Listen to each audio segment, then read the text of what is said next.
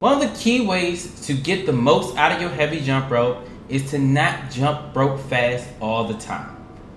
You're developing slow twitch muscles with your heavy jump rope.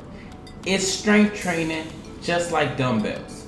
So the slower you go, the more you develop those muscles while you're doing cardio at the same time. This is different than your normal cardio because there you're developing fast twitch muscles.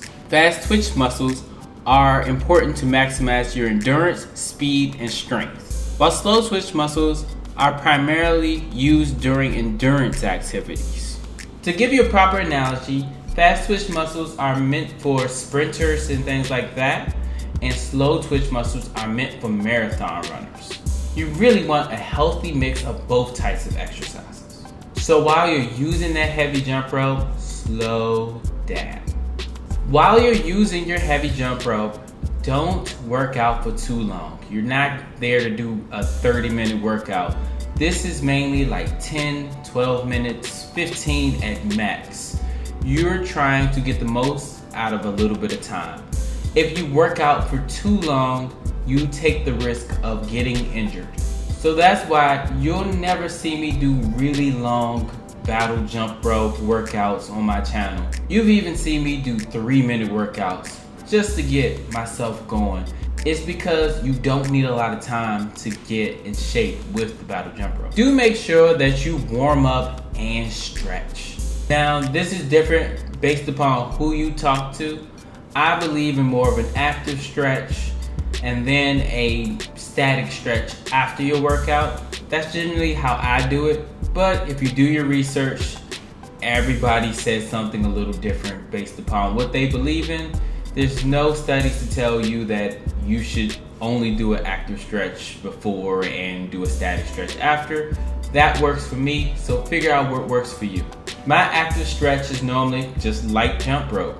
I do a couple tricks and practice my tricks and do that for like a minute or two just to get myself going, get my muscles flowing, so by the time I pick up the heavy jump rope, my muscles are ready to go. Then afterwards, immediately, I stretch right away. Since you're using a heavy jump rope, you want to make sure you're taking rest days. Your muscles will scream at you if you don't. You'll regret everything. My back has locked up when I was in go mode and not stretching and not taking rest days. I was just going.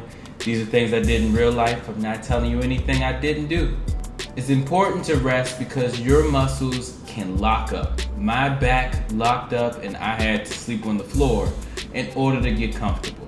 Don't be like me. Make sure you take your rest days serious. By resting, I mean doing a nice good stretch day, making sure you get everything out of that rest day. You want to make sure you can touch your toes. If you can't touch your toes, you need to make sure that at some point in time you can touch your toes. Stretch every day. Whether you're working out or not, this is a part of the rest.